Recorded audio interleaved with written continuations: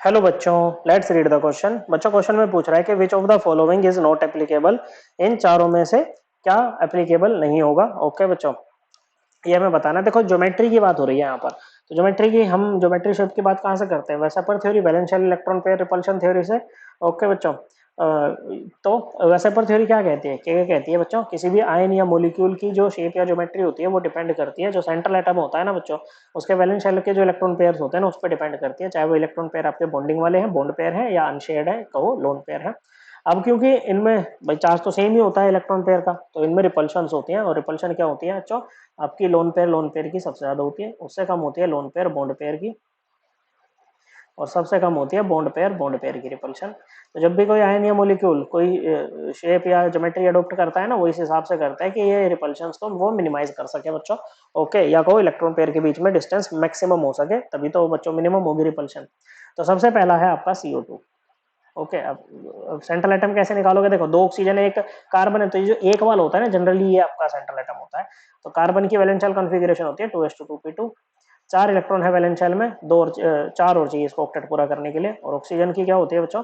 ये होता है 2s2 2p4। 6 इलेक्ट्रॉन है वैलेंस शेल में, दो और चाहिए ऑक्टेट पूरा करने के लिए। डाइवैलेंट है, दो बॉन्ड ये बनाएगा। ओके बच्चों, तो देखो क्या होगा यहाँ पर। और हाँ, एक बात और हम याद रखेंगे कि ये जो आपकी वेसेपर थ्योरी होती है बच्चों, ये क्या करती है कि जो आपका मल्टीपल इलेक्ट्रॉन पेयर होता है ना, उसको भी सिंगल इलेक्ट्रॉन पेयर की तरह ही ट्रीट करती है। जैसे देखो यहाँ पर है कार्बन के 4, ऑक्सीजन आया, इस तरह से शेयर हो गए बच्चों, ऑक्सीजन का भी ऑक्टेट पूरा, कार्बन का भी ऑक्टेट पूरा।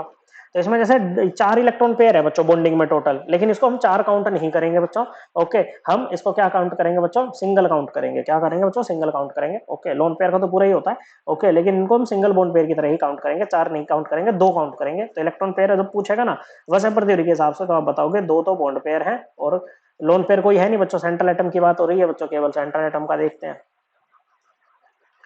तो कितने हो जाएंगे बच्चों? 2 हो जाएंगे। और 2 पे जो ज्योमेट्री आती है ना बच्चों, वो क्या आती है बच्चों? ये आती है लीनियर। ये लीनियर ही बनाया बच्चों, बॉन्ड एंगल 180 डिग्री का। अब ये लीनियर जो ज्योमेट्री आई है ना बच्चों, ये इसकी रेगुलर ज्योमेट्री है। ऐसा नहीं है कि इसमें लोन पेयर थे, उससे रिपल्शन हुई और तब ये जाके कुछ और बना है बच्चों।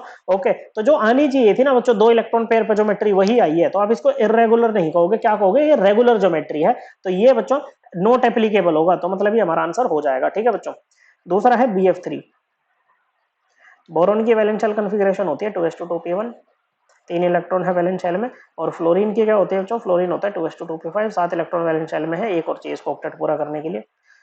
तो बोरोन के 3 को ऐसे शेयर कर लेगा बच्चों। तो इलेक्ट्रॉन पेयर कितने हो गए बच्चों? यहाँ पर बोरोन के अराउंड 3 बॉन्ड पेयर है बच्चों, लोन पेयर कोई है नहीं, इलेक्ट्रॉन पेयर 3। ज्योमेट्री क्या बनी बच्चों? ज्योमेट्री बन जाएगी इसकी ट्राइगोनल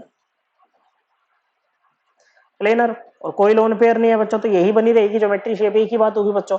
ओके, अगर लोन पेयर होता है ना तो रिपल्शंस के कारण क्या हो जाती है बच्चों? ये चेंज हो जाती है, शेप कुछ और आती है निकल के फिर। ओके, तो ये रेगुलर ज्योमेट्री है, तो ये तो सही दे रखा है बच्चों, तो ये तो एप्लीकेबल है, तो ये हमारा आंसर नहीं होगा बच्चों। ओके, तीसरा है हमारे पास में अमोनिया। नाइट्रोजन की वैलेंशियल कॉन्फ़िगरेशन है 2s2 2p3। 5 इलेक्ट्रॉन है वैलेंस शेल में, 3 और चाहिए ऑक्टेट पूरा करने के लिए। और हाइड्रोजन की होती है 1s1।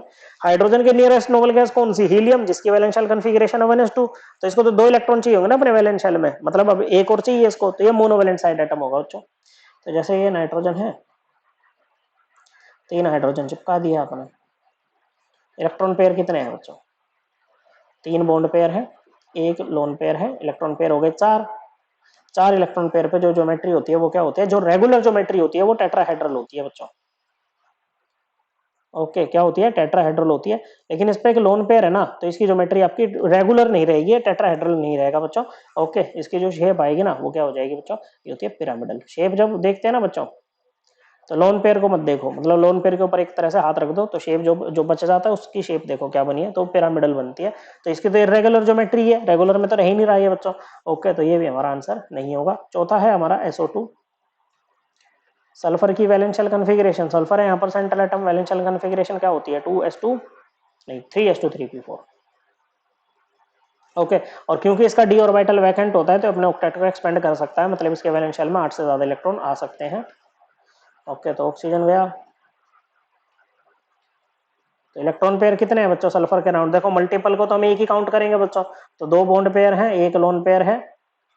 कितने हो जाएंगे बच्चों? 3 हो जाएंगे। 3 पे ज्योमेट्री क्या बताई थी अभी आपने? ये बताई थी ट्राइगोनल प्लेनर। ओके, लेकिन lone pair bond pair repulsion के कारण ये क्या हो जाएगा, थोड़ा झुक जाएगा बच्चों। ओके, तो जो हमारी जो रेगुलर ज्योमेट्री है वो इसकी नहीं रहेगी, जो इसकी शेप बनेगी ना वो बन जाएगी एंगुलर। मतलब ये भी किस में रहेगा, इर्रेगुलर ज्योमेट्री में रहेगा। ओके बच्चों, तो ये भी हमारा आंसर नहीं होगा, हमारा आंसर हो जाएगा CO2। ओके बच्चों, क्योंकि ये तो सही दे रखा है ना भाई, एप्लीकेबल है, लेकिन ये एप्लीकेबल नहीं है। CO2 जो होगा वो रेगुलर ज्योमेट्री में आएगा, लीनियर में, इरेगुलर में नहीं रहेगा। करेक्ट आंसर है ऑप्शन 1। आई होप आपको ये एकदम क्लियर हो गया होगा। थैंक यू बच्चों।